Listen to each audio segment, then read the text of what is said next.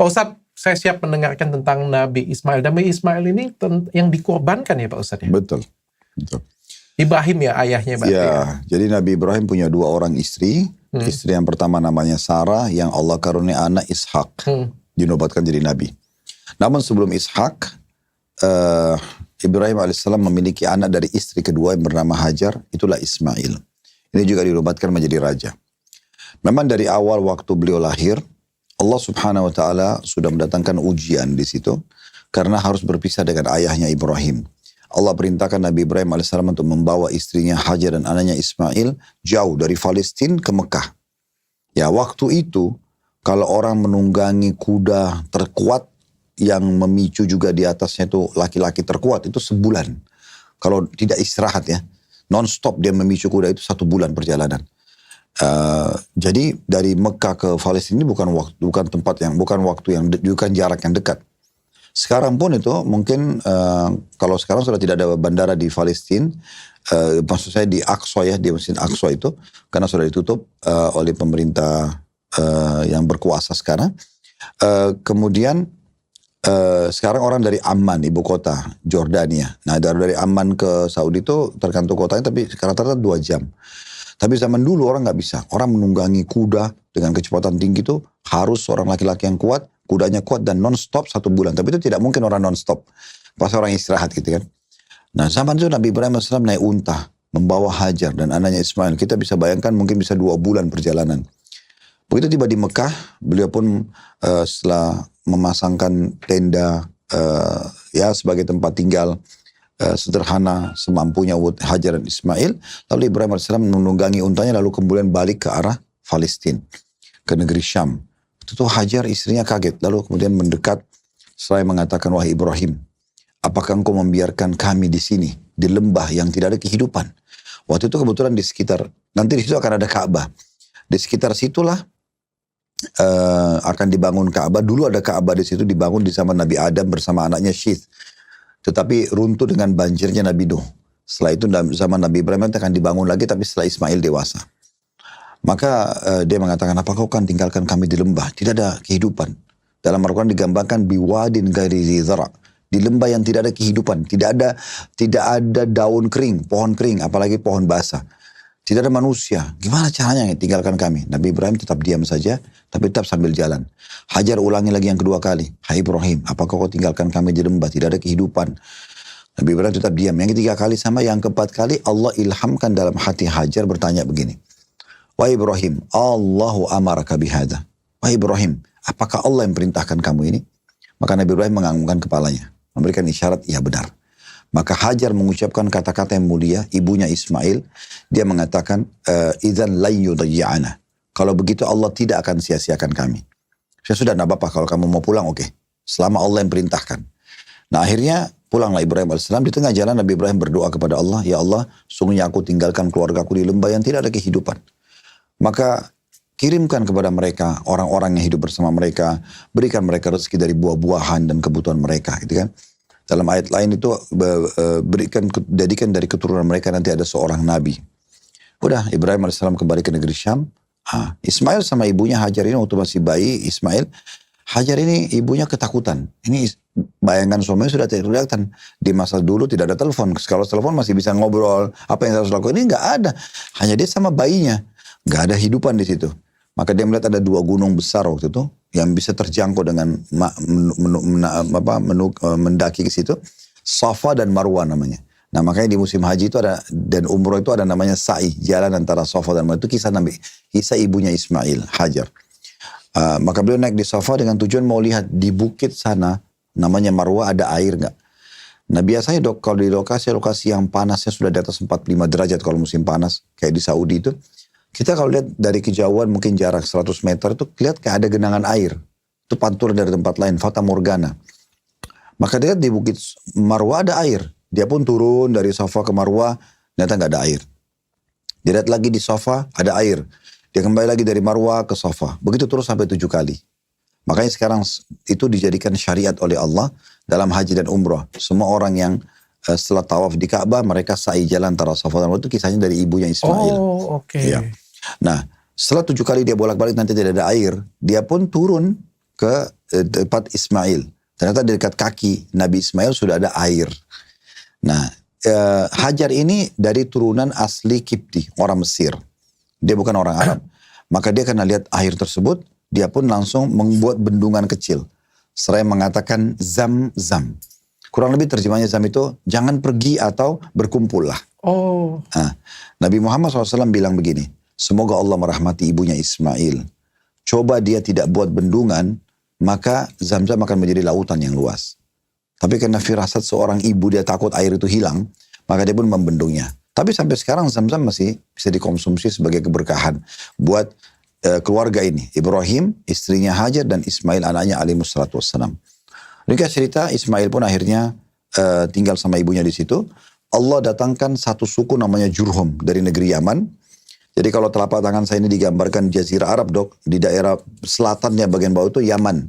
Mekah itu ada di sini, tengah-tengah kurang lebih, tapi dekat ke barat, lebih dekat ke Laut Merah Afrika. Di atas ini negeri Syam, Palestina. Waktu itu di Yaman, nama lain dalam Al-Quran adalah negeri Saba. Surah nomor 34 dalam Al-Quran, negeri Saba, negeri Yaman. Itu mereka subur sekali.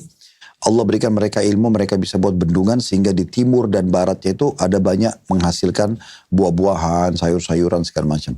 Nah, ada satu generasi di antara mereka tuh kufur kepada Allah, akhirnya hancur bendungan tersebut. Allah ganti pohon-pohon ini semua menjadi cemara dan pohon-pohon bidara yang berduri tapi tidak berbuah. Nah, keluarlah suku Jurhum dari Yaman menuju ke negeri Syam. Di tengah jalan mereka kaget melihat di situ ada di lembah Mekah ini ada burung yang berterbangan membuat lingkaran. Itu berarti menandakan di bawah ada air.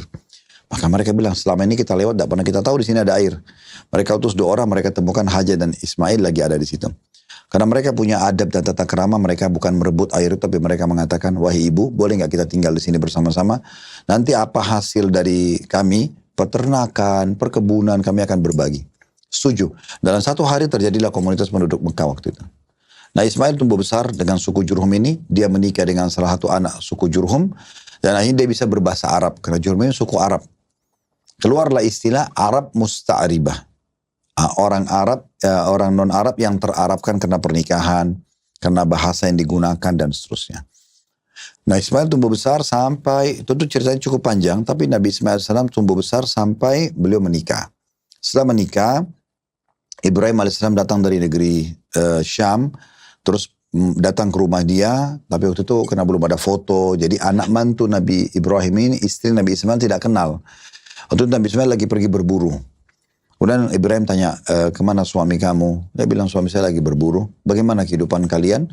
Kata istri Nabi Ismail, kehidupan kami susah, segala macam. Penuh isi keluhan gitu kan.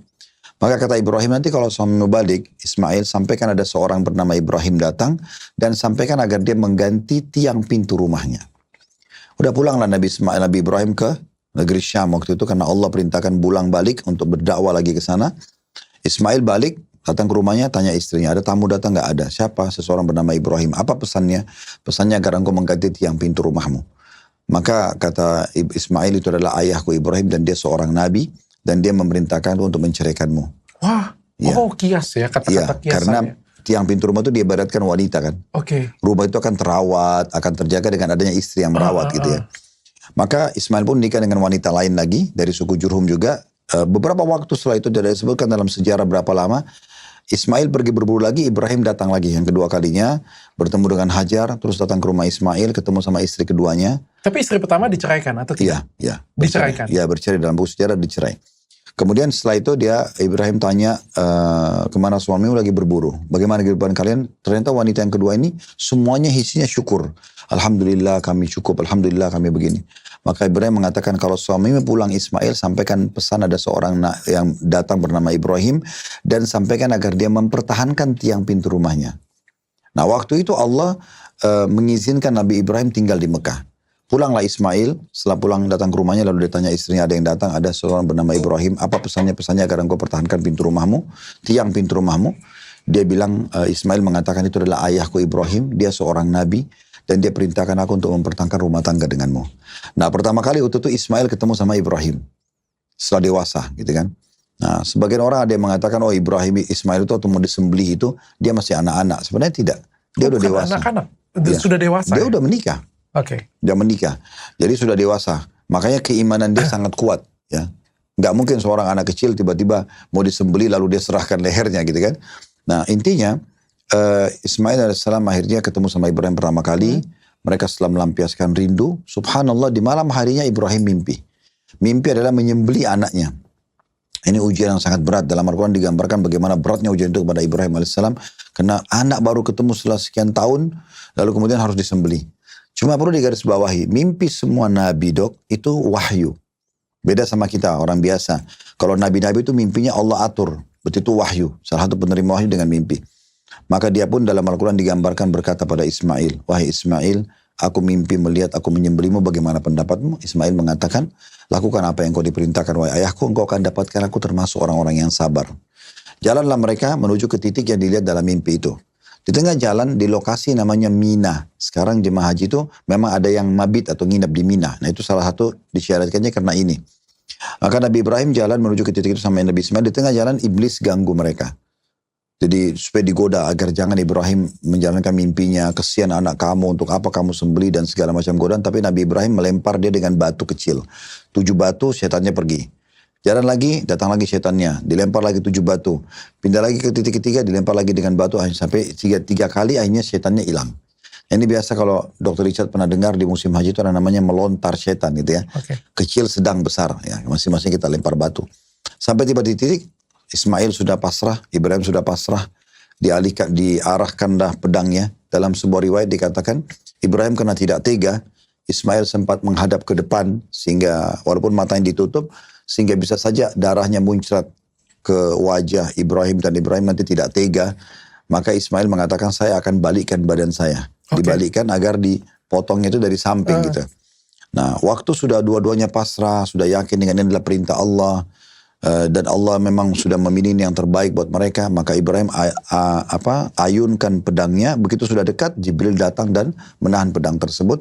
Digantilah Ismail dengan domba, seekor domba jantan bertanduk gitu. Nah saat itu dikeluarlah sebuah hukum tentang kurban. Makanya ada Idul Adha dalam Islam. Berkurban itu mengenang pengorbanan Nabi Ismail dan Nabi Ibrahim pada saat mau menjalankan mimpi yang Allah jadikan sebagai wahyu pada saat itu. Nah setelah itu Allah SWT datangkan perintah selanjutnya membangun Ka'bah untuk kedua nabi yang mulia ini. Maka mereka pun membangun Ka'bah. Jadi bangunan Ka'bah itu memang bangunan mereka. Setelah atau setiap kali Nabi Ibrahim melihat bangunan ini sudah stabil belum, karena manual sekali ya cara membangunnya pada saat itu. Maka Allah kekalkan pijakan kaki Nabi Ibrahim di depan Ka'bah, namanya Maqam Ibrahim. Semua orang yang tawaf mengelilingi Ka'bah itu akan sholat di belakang Maqam Ibrahim. Ya. Kemudian Nabi Ibrahim waktu sudah mulai bangun, bangunan sudah mulai sempurna, tinggal satu titik yang belum ditaruh batu di dekat pintu Ka'bah. Beliau menyuruh Ismail cari batu di padang pasir yang paling kuat menurut Ismail. Ismail pun pergi ke sana, lalu beliau menerima batu dari surga. Namanya Hajar Aswad, batu hitam. Nah dalam sebuah hadis yang sahih riwayat Bukhari, Nabi Muhammad SAW mengatakan, Hajar Aswad itu batu putih yang turun dari surga. Batu yang turun dari surga berwarna putih terang. Dia menjadi hitam karena dosanya anak-anak Adam. Nah Ismail ambil batu itu, lalu dibawa kepada Ibrahim. Ibrahim tanya, ini batu dari mana? Kata Ismail, dari surga. Lalu diletakkanlah di sebelah pintu Ka'bah. Nah biasa kalau dokter lihat Ka'bah, orang lagi tahu itu ada yang mencium Hajar Aswad, nah itu batu itu. Oh.